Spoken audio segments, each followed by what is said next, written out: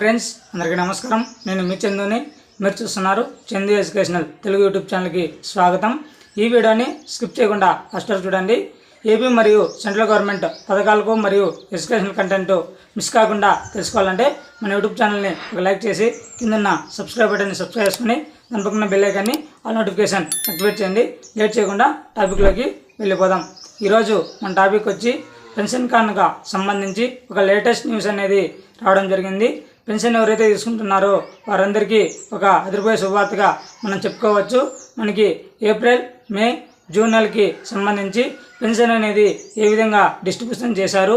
మనకి జూన్ 4వ తేదీన, మే 13న పోలింగ్ నిర్వహించడం జరిగింది. మనకి ఎన్నికలు కూడా పూర్తి అవ్వడం జరిగింది. మనకి జూన్ 4వ తేదీన ఫలితాలు అనేది రావడం జరుగుతుంది.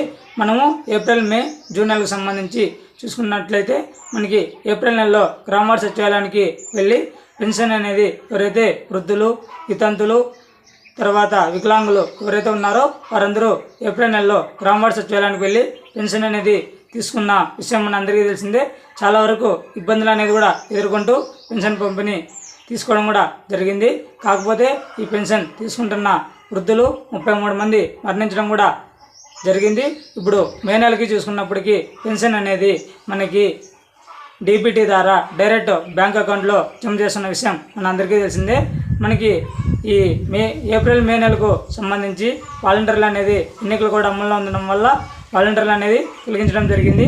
మనకి మే నెలలో కూడా ఈ అమౌంట్ అనేది డైరెక్ట్ బెనిఫిషరీ లిస్ట్ ప్రకారం అంటే డీబీటీ ద్వారా మనకి ఈ అమౌంట్ అనేది బ్యాంక్ అకౌంట్లోకి వేయడం జరిగింది.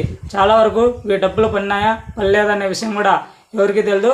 ఈ మే నెలకు సంబంధించి మనకి ఇప్పుడు చూసుకున్నప్పటికీ జూన్ నెలలో మనకి మే 13న ఎన్నికలు జరగడం జరిగింది. ఎన్నికలు ఆంధ్రప్రదేశ్ ఎన్నికలు కూడా పూర్తి అవ్వడం జరిగింది. మనకి జూన్ 4వ తేదీన మనకి ఫలితాలు అనేది వెలువడం జరుగుతుంది. మనకి కొత్త ప్రభుత్వం ఏర్పడుతుందా లేదంటే మనకి తిరిగి ఇదే పార్టీ అధికారంలోకి వస్తుందా అనేది మనం చూడాల్సి ఉంటుంది. జూన్ 4వ తేదీ వరకు ఎదురు చూడాల్సిన అవసరం ఉంటుంది. మనకి ఈ వైఎస్ఆర్ పెన్షన్ కనుక చూసుకున్నప్పటికీ మనకి దాదాపుగా 3,000 నుంచి 3,500 వరకు పెన్షన్ అనేది పెంచడం జరుగుతుంది. మనకి మేనిఫెస్టోలో కూడా ఇది రిలీజ్ చేయడం జరిగింది. కాకపోతే మనకి టీడీపీ పార్టీ అధికారంలోకి వస్తే మనకి వృద్ధులకి, వితంతులకి మనకి 4,000 నుంచి పెన్షన్, వికలాంగులకు వచ్చి 6,000 పెన్షన్ అనేది ఉంటుంది. అంతేకాకుండా మనకి ఇది వాలంటీర్ ద్వారా పంపిణీ చేస్తామని తెలియజేయడం జరిగింది. ఇంటి వద్దకే పెన్షన్ పంపిణీ కార్యక్రమం చేపట్టడం జరుగుతుంది.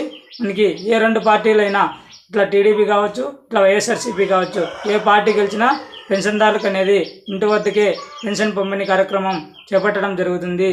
మనకి ఇప్పుడు పెన్షన్ అనేది 1వ తేదీ నుండి పంపిణీ చేస్తూ వస్తున్నారు. కాకపోతే ఈ జూన్ నెలకు సంబంధించి మనకి పెన్షన్ పంపిణీ అనేది 5వ తేదీ నుండి పెన్షన్ పంపిణీ కార్యక్రమం అనేది చేపట్టడం జరుగుతుంది. ఎందుకంటే మనకి ఎన్నికల కోడ్ అనేది అమల్లో ఉంది. దాదాపుగా చాలా వరకు మనకి పెండింగ్లో కూడా పథకాలు ఉన్నాయి. ఆ పథకాలన్నీ జూన్ 1వ తేదీ లోపల పడతాయని మనకి కోర్టుకి కేసు వేయడం జరిగింది. ఎన్నికల కమిషన్ కూడా మనకి పర్మిషన్ కూడా ఇవ్వడం జరిగింది. ఈ వీడియోలో ఇంతే చెప్పాలనుకుంటున్నాను. వీడియో మీకు నచ్చితే లైక్ చేయండి. అంతేకాకుండా వీడియోస్ అయితే చూస్తున్నారు కానీ లైక్ అయితే చేయట్లేదు. మీ నుంచి ఒక చిన్న లైక్ మాత్రమే ఆశిస్తున్నాను. మరిన్ని లేటెస్ట్ అప్డేట్స్ కోసం మన యూట్యూబ్ ఛానల్ని లైక్ చేయండి. అంతేకాకుండా మీ ఫ్రెండ్స్ అండ్ ఫ్యామిలీకి షేర్ చేయండి. ఈ వీడియో మీరు లైక్ చేయడం వల్ల ఈ వీడియో అనేది మరికొంతమందికి రీచ్ అయ్యే అవకాశం ఉంటుంది. వారు కూడా ఈ ఇన్ఫర్మేషన్ తెలుసుకుంటారు. మరియు వాట్సాప్, టెలిగ్రామ్ గ్రూపుల్లో కూడా షేర్ చేయండి. వారు కూడా తెలుసుకునే అవకాశం ఉంటుంది.